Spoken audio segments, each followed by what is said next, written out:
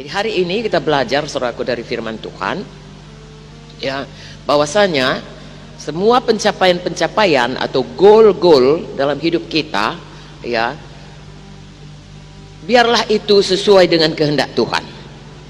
Amin. Itu secara umumnya. Dan kalau itu belum sesuai kehendak Tuhan, jangan teruskan di situ. Biar kita evaluasi lagi, ya, kita cek lagi, kita luruskan lagi, sehingga setiap hari, ya, setiap minggu, setiap tahun, sepanjang hidup kita, ya, kita tetap menuju kepada goal yang ditetapkan Tuhan bagi kita masing-masing. Kalau Billy Graham berkata, ya, manusia ini kecuali dia kembali kepada Tuhan, karena pada waktu dia diciptakan dihembuskan Tuhan nafasnya kepadanya, jadi hidupnya itu berpusat kepada Tuhan. Kalau bukan ke situ goalnya, apapun yang dicapainya tetap ada kekosongan. Ya, banyak orang berpikir, aku kalau nanti sudah lama hidup, akhir-akhir hidupku biarlah aku hidup senang, tidak ada persoalan karena semua udah cukup, uang udah cukup, ini udah cukup. Saudaraku, sekiranya pun itu tercapai, ya, hidup tidak ada persoalan atau semua persoalan bisa, tetap aja ada kekosongan di dalam hati, tetap saja pencapaian itu tidak seperti yang dikehendaki Tuhan, sehingga jiwa kita, roh kita tetap tidak puas. Hari ini biar kita luruskan semuanya. Haleluya saudaraku, masing-masing kita. Amin. Dan kita melihat dari firman Tuhan, bagaimana seorang yang sebenarnya dia, kalau dilihat dari dunia pun dia sudah berhasil, dan kalau dia secara rohani pun sebenarnya dia orang yang berhasil, tetapi dia meluruskan jalannya, dan dia berkata itu semuanya sampah, semuanya itu, ya, aku mau betul-betul lah mendapatkan, ya, apa yang sesungguhnya yang paling penting dalam hidupku. Saudara tentu tahu, yaitu Rasul Paulus. Ya, kita baca dalam Filipi 3, buka Alkitab kita saudaraku.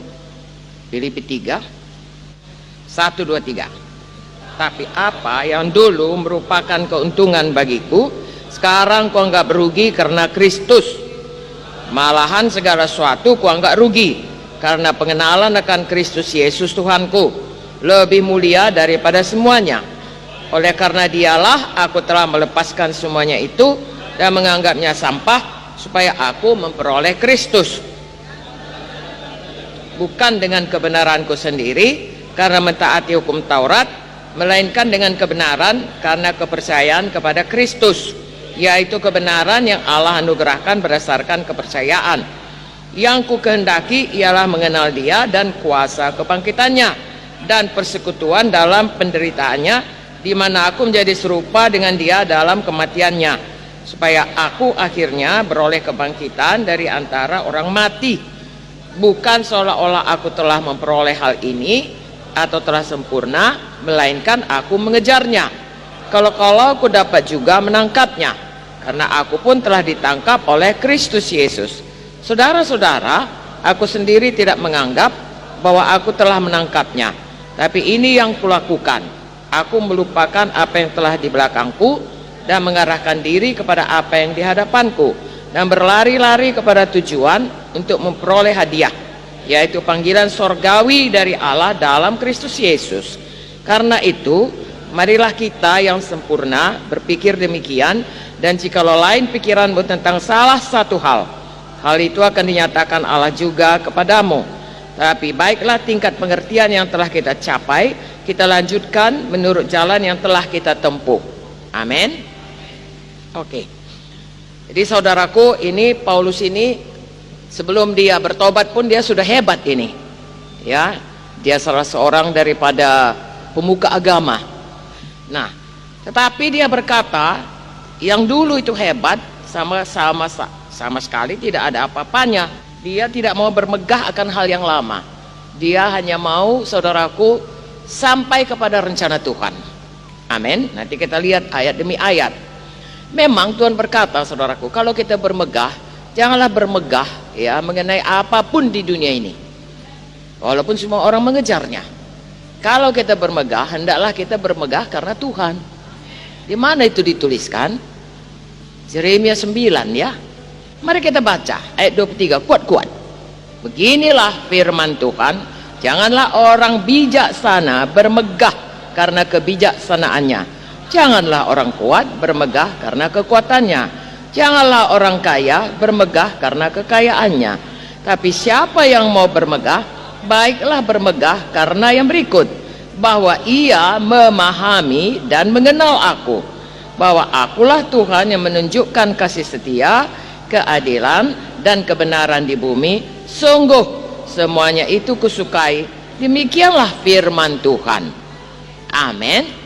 Ini sejalan dengan yang kita baca tadi. Amin.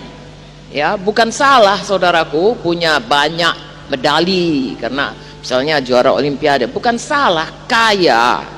Amin saudaraku. Bukan salah banyak titel, pintar. Tapi yang dikatakan janganlah ya bermegah karena itu, tapi bermegahlah karena mengenal Tuhan. Jadi kalau mau bermegah, bermegahlah karena Tuhan. Haleluya. Jadi kalau punya goal, punyailah goal karena mengenal Tuhan.